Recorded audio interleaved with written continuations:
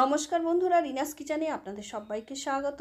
আজ আমি আপনাদের সঙ্গে শেয়ার করব দুর্দান্ত স্বাদের একটি লাউ শাক আর গোবিন্দভোগ চালের রেসিপি। বন্ধুরা, খেতে কিন্তু অসাধারণ হয়। গোবিন্দভোগ দিয়ে লাউ শাক রান্না করলে যে এতটা টেস্টি হয় বন্ধুরা, আমার মতন এইভাবে একবার রান্না করে দেখবেন, খেতে কিন্তু অসাধারণ লাগে। তার জন্য এক আটি লাউ শাক আমি নিয়েছি আর খানিকটা হাফ বাটি মতন গোবিন্দভোগ চাল নিয়েছি। আর লাউ শাকটাকে কীভাবে কেটে নিচ্ছি দেখুন, এইভাবে ছোট ছোট করে লাউ শাকগুলোকে ভালো করে কেটে নিতে হবে। আর বন্ধুরা, লাউ শাকের মধ্যে দেখবেন এখন ছোট ছোট লাউ থাকে আর আকর্ষগুলো থাকে, এইগুলোকে অবশ্যই কেটে বাদ দেবেন। দেখতেই পাচ্ছেন কিভাবে কেটে নিচ্ছি। আর লাউ শাকের ডাঁটাগুলোকে এইভাবে আঁশটা কিন্তু ছাড়িয়ে নিতে হবে। আর ঠিক 1.5 থেকে 2 ইঞ্চি সাইজ ডাঁটাগুলো রাখবেন, খুব বেশি বড় করার দরকার নেই। আর শাকটা চেষ্টা করবেন কচি শাক নেওয়ার। গুঁড়ো শাকের থেকে কচি শাক রান্না করলে এর টেস্ট হবে কিন্তু অসাধারণ।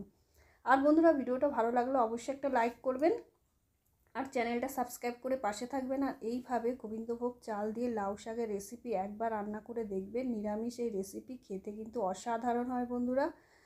আর এই রেসিপি যেভাবে আমি রান্না করেছি আর কি কি উপকরণ ব্যবহার করেছি, সম্পূর্ণ ভিডিওটা দেখতে থাকুন। আর ভিডিওটা ভালো লাগলে অবশ্যই একটা লাইক করবেন আর চ্যানেলটা সাবস্ক্রাইব করে পাশে থাকবেন। দেখুন, সমস্ত লাউ শাকগুলো কেটে নিয়েছি আর এগুলো ধুয়েও নিয়েছি ভালো করে।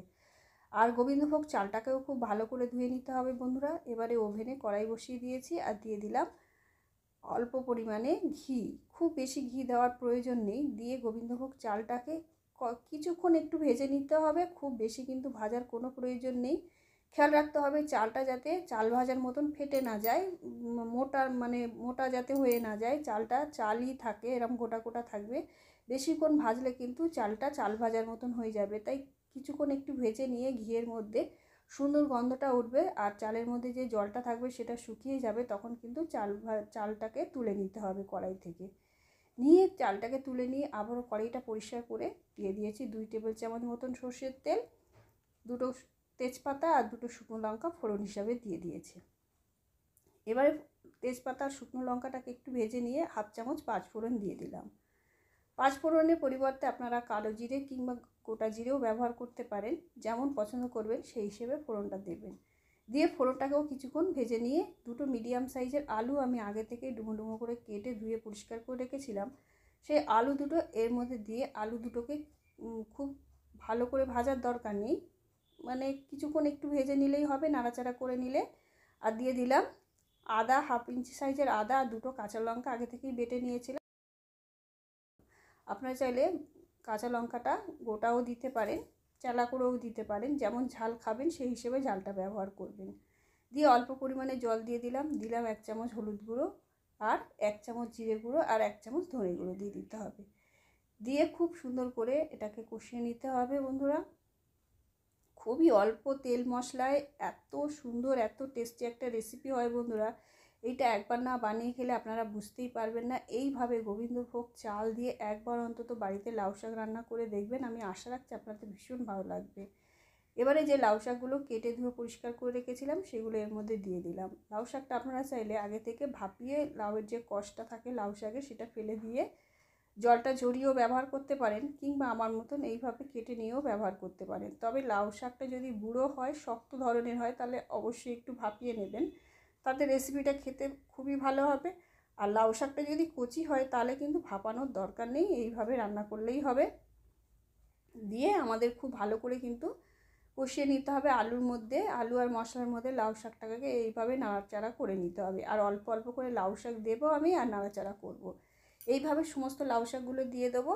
এবারে দিয়ে দিচ্ছি স্বাদ অনুসারে লবণ। লবণটা দিলে কী হবে, শাকটা মজে যাবে, শাকটা কিন্তু আস্তে আস্তে নরম হয়ে আসবে এইভাবে নাড়াচাড়া করতে করতে। আর গ্যাসের ফ্লেমটা কিন্তু হাই রেখে দেবেন।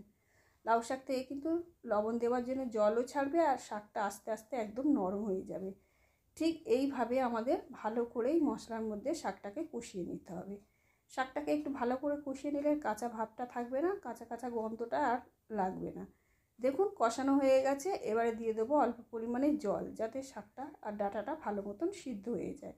এখনকারের লাউ শাক খুব বেশি জল কিন্তু উঠবে না বন্ধুরা, তাই একটু জল দেবেন। দিয়ে ঢাকা চাপা দিয়ে 10 মিনিট মতন রান্না করে নেবো। 10 মিনিট পরে ফিরে আসছি। দেখুন 10 মিনিটের মাঝেও আমি নাড়াচাড়া করে দিয়েছিলাম। 10 মিনিটে কিন্তু ডাঁটা আলু খুব ভালোভাবে না সিদ্ধ হলেও কিন্তু 80% মতন সিদ্ধ হয়ে গেছে, দেখতেই পাচ্ছেন। আলুটা একটু কেটে দেখে নেবো কি কতটা সিদ্ধ হয়েছে। এখনও সিদ্ধ হয়েছে, তবে আর একটু সিদ্ধ হতে বাকি রয়েছে। আবারও ঢাকা দিয়ে রেখে দেবো। দিয়ে এদিকে আমাদের যে গোবিন্দভোগ চালটা ভেজে রেখেছিলাম সেটা একটা মিক্সির জারের মধ্যে নিয়ে নেব। দেখুন চালটা কিন্তু খুব বেশি আমি ভাজিনি, এরকম হালকা করেই ভেজে নিতে হবে। আর অবশ্যই ঘিয়ে ভাজবেন, তাতে টেস্টটা খুবই ভালো হবে। আর দিয়ে দিলাম 1 টেবিল চামচ পোস্ত আর খানিকটা জল দিয়ে, খুব মিহি পেস্ট করার দরকার নেই, একটু গোটা গোটা থাকবে সেরকমভাবে পেস্ট একটা রেডি করে নিতে হবে। দেখতেই পাচ্ছেন পোস্তটা কিন্তু একদমই গোটা গোটা রয়েছে আর চালটাও একটু গোটা গোটা আছে। এই রকম পেস্টই আমাদের দরকার। এদিকে লাউ শাকটা দেখে নেব। দেখুন লাউ শাকটা কিন্তু ঢাকনাটা খুলে দিয়ে এবারে এর মধ্যে দিয়ে দিলাম যে পোস্ত আর গোবিন্দভোগ চালের পেস্টটা যেটা আমি রেডি করেছিলাম সেটা দিয়ে দিলাম। আর দিয়ে দিলাম মিক্সির জার ধোয়া জলটা দিয়ে ভালো করে আমাদের এই চালটা আর পোস্তটা যেটা পেস্টটা রেডি করেছি সেটা দিয়ে খুব ভালো করে মিশিয়ে নিতে হবে লাউ শাকের মধ্যে। দেখতেই পাচ্ছেন এইভাবে নিরামিষ লাউ শাক একবার বানিয়ে দেখবেন বন্ধুরা, অসাধারণ হয় খেতে। গরম গরম ভাতের সাথে দারুণ খেতে লাগে।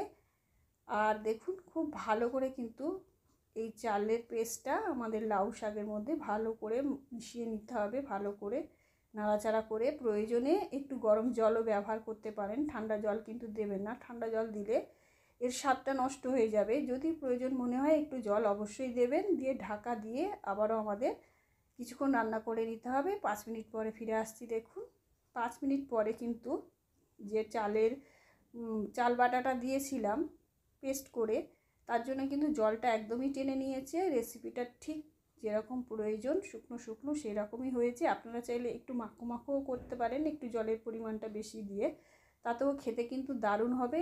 সব কিছুই কিন্তু ভালো মতন সিদ্ধ হয়ে গেছে। এই পর্যায়ে দিয়ে দিচ্ছি 1 চামচ চিনি। চিনিটা অবশ্যই দেবেন যেহেতু নিরামিষ রেসিপি। চিনিটা দিলে খেতে কিন্তু দারুণ হবে। চিনিটা অবশ্যই দেবেন, আর যারা চিনি পছন্দ করেন না তারা দেবেন না। আর ওপর থেকে অল্প পরিমাণে কিন্তু ঘিও ছড়িয়ে দিতে পারেন। লবণটা একটু কম হয়েছে তাই আবারও আমি খানিকটা লবণ দিয়ে দিলাম। দিয়ে নাড়াচাড়া করে নিচ্ছি। যারা ঘি পছন্দ করেন তারা ওপর থেকে অবশ্যই 1 চামচ ঘি দিয়ে দেবেন। আর এই গরম বলে বন্ধুরা আমি আর ঘিটা দিলাম না। খেতে কিন্তু অসাধারণ স্বাদ। আর ঢাকা দিয়ে রেস্টে রেখে দিয়েছিলাম 10 মিনিট। 10 মিনিট পরে ফিরে আসছি। দেখুন রেসিপিটা দেখে বুঝতেই পারছেন কতটা লোভনীয় তৈরি হয়েছে। এটা খেতে কিন্তু অসাধারণ, ভাত কিংবা রুটির সাথেও খেতে পারেন। আর দুর্দান্ত লাগে বন্ধুরা। গোবিন্দভোগ চাল দিয়ে এরকম লাউ শাক একবার বানিয়ে দেখবেন বাড়িতে। একবার বানিয়ে খেলে কিন্তু প্রায় সময় লাউ শাক বাড়িতে এলেই কিন্তু এই রেসিপিটা করে খাবেন। আর ভিডিওটা ভালো লাগলে অবশ্যই একটা লাইক করবেন আর চ্যানেলটা সাবস্ক্রাইব করে পাশে থাকবেন। আর এইভাবে লাউ শাক রেসিপি অবশ্যই একবার বানিয়ে